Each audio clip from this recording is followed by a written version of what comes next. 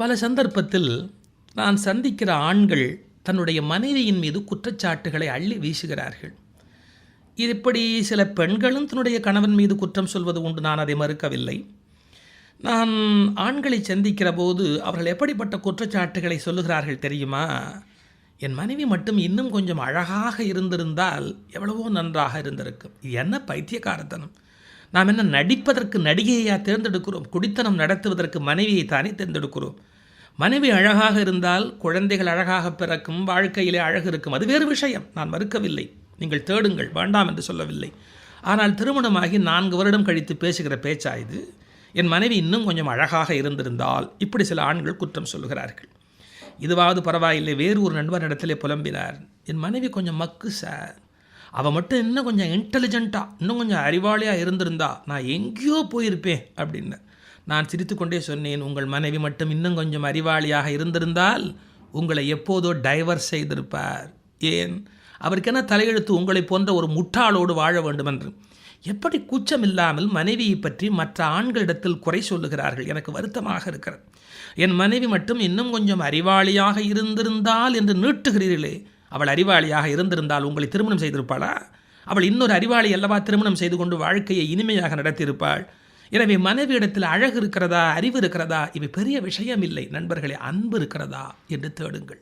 அப்போது குடும்பம் நன்றாக இருக்கு. ஒருவர் சொல்லுகிறார், நான் எப்போது வீட்டுக்கு வந்தாலும் என் மனைவி என்று இருக்கிறாள். நான் சொன்னேன், என்ன செய்ய வேண்டும் என்று எதிர்பார்க்கிறீர்கள்? நான் எப்போ வீட்டுக்கு வந்தாலும் அவள் கலகல கலகல என்று சிரித்து கொண்டே இருக்க வேண்டும், எப்பவும் சிரிச்ச முகமாக இருக்கணும் அப்படின்னார். அப்போ ஒரு பைத்தியத்தை தான் நீங்கள் கல்யாணம் பண்ணியிருக்கணும். ஏன்?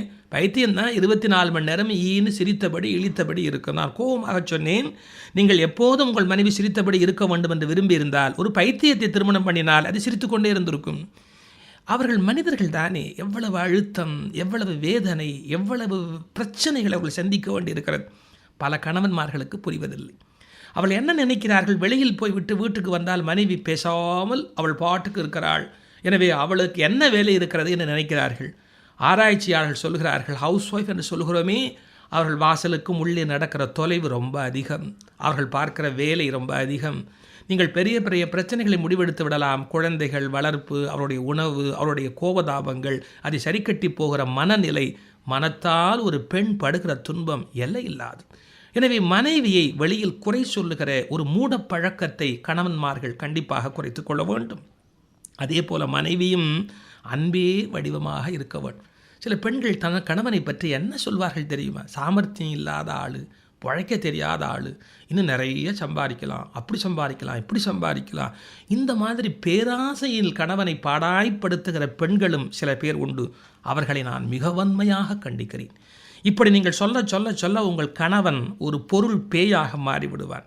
மனைவியை பற்றி ஒரு அழகான வார்த்தை சொல்லட்டுமா? அன்பு அகலாத மனைவியும். அபிராமி என்ற அதிலே ஒரு வார்த்தை வருகிறது. மனைவிக்கு லட்சணம் அன்பு அகலாத மனைவி.